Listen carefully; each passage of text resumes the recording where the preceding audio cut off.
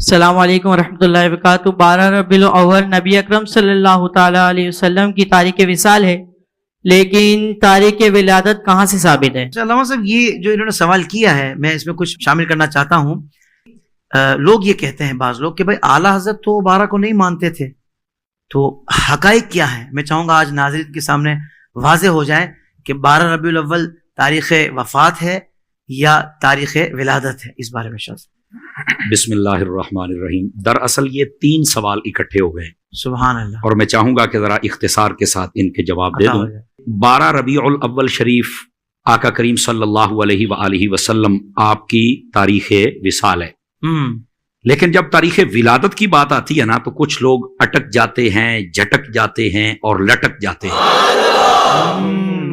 حقیقت یہ ہے کہ جن کی طرف سے یہ اعتراض ہے نا، میرے بیٹے آپ ان سے پوچھیں کہ آپ کا سب سے بڑا امام جس کو آپ علامہ ابن کثیر کہتے ہیں، ذرا اس کی تاریخ ابن کثیر جس کو البدایہ والنہایہ کہتے ہیں، اس میں دیکھیں کیا لکھا ہوا ہے۔ چلو ہماری نہیں ماننی تو کم از کم اپنے جو بڑے ہوتے ہیں، ساڑی پنجابی کہندے نے بھی نیاڑیاں دی نہیں مننی، ابے دی تے مان لو نا، کم از کم ان کو دیکھ لینا کہ انہوں نے کیا لکھا ہے۔ ویسے اللہ کے فضل سے چونکہ یہ وقت کے دامن میں گنجائش بہت تھوڑی ہوتی ہے، لیکن درجن بھر سے زائد حوالہ جات فقیر دے سکتا ہے اللہ کے فضل سے۔ سبحان اللہ، سمجھ آ رہی ہے میری بات کی؟ اچھا، یہ بات تو یہاں تک کہ تاریخ ولادت آپ کی جو ہے یہ 12 ہے۔ جہاں تک سیدی اعلیٰ حضرت صاحب رحمت اللہ تعالی علیہ آپ پر بات کی جاتی ہے نا، جی اصل میں اعلیٰ حضرت اگر نہیں مانتے 12 کو تو میرا پہلا سوال یہ، پھر وہ مانتے کیا ہیں؟ کہتے ہیں وہ 8 کو مانتے ہیں، تو میں نے کہا آپ 8 کو کر لو، کرو تو صحیح نا، اصل بات یہ ہے، لیکن ادھر نہیں آنا، بس تمہارے اعلیٰ حضرت نے یہ کہہ دیا ہے۔ میں نے کہا میرے اعلیٰ حضرت نے جو کہا ہے تو وہ بابا میرا ہے تو سمجھوں گا بھی تو میں نا، کہ میرے بزرگ نے کیا کہا ہے، میرے باپ نے کیا کہا ہے، میرے تاجدار نے کیا کہا ہے، آپ کو کیا لگے باقی مسائل میں بھی اعلیٰ حضرت کو دیکھ لو کہ میرے اعلیٰ حضرت نے کیا کہا ہے۔ لیکن جہاں تک اس سوال کا جواب ہے تو سیدی اعلیٰ صاحب نے کیا کہا ہے میں آپ کے سامنے، یہ ہمارے بزرگوں کی جو تاریخ ولادت و وفات و شہادت ہوتی نا، اس میں عمومی طور پر کچھ اقوال ہوتے ہیں، اور اس میں کوئی حرج کی بات بھی نہیں ہے۔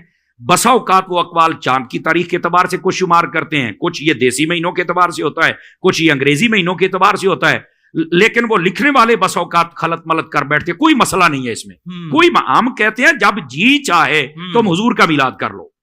لیکن رہ گئی بات سیدی اعلیٰ حضرت کی، تو اعلیٰ حضرت صاحب رحمت اللہ علیہ نے جو فرمایا، وہ فرماتے ہیں کہ اس سال جو ربیع الاول آیا نا، اس کا جو ذائچہ اور سانچہ میرے سامنے ہے، اس حساب سے جب میں نے دیکھا تو وہ پیچھے چلتے چلتے چلتے چلتے وہ 8 ربیع الاول اس حساب سے بنی ہے۔ جی مطلب یہ اعلیٰ حضرت کا کمال دیکھیں، کیا کمپیوٹرائز آپ کا دماغ ہے، آپ نے فرما دی۔ لیکن جو اگلی بات کہی وہ کوئی نہیں بتائے گا، آپ نے فرمایا لیکن جو مشہور ہے وہ بھی 12 ہے، جو معمول ہے جس پر عمل کیا جاتا ہے وہ بھی 12 ہے، اور جو قول جمہور ہے وہ بھی 12 ہے۔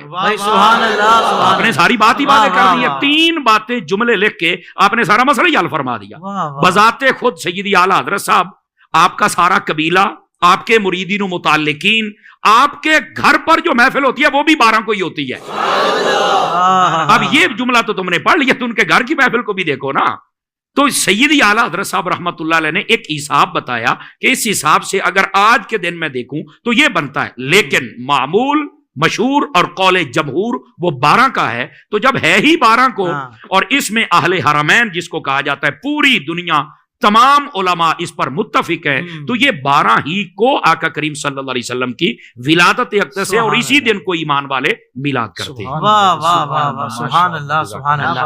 اچھا علامہ صاحب، اس طرح کی بات بھی ذہن میں لوگوں کے آتی ہے کہ جب حضور کے آنے کی خوشی کرتے ہو تو جانے کا غم کیوں نہیں کرتے، اس کا کیا جواب ہے؟ اللہ اکبر، جانے کا غم وہ کرے جس کا نبی مر گیا ہے، ہمارا تو زندہ ہے۔ نعرہ تکبیر،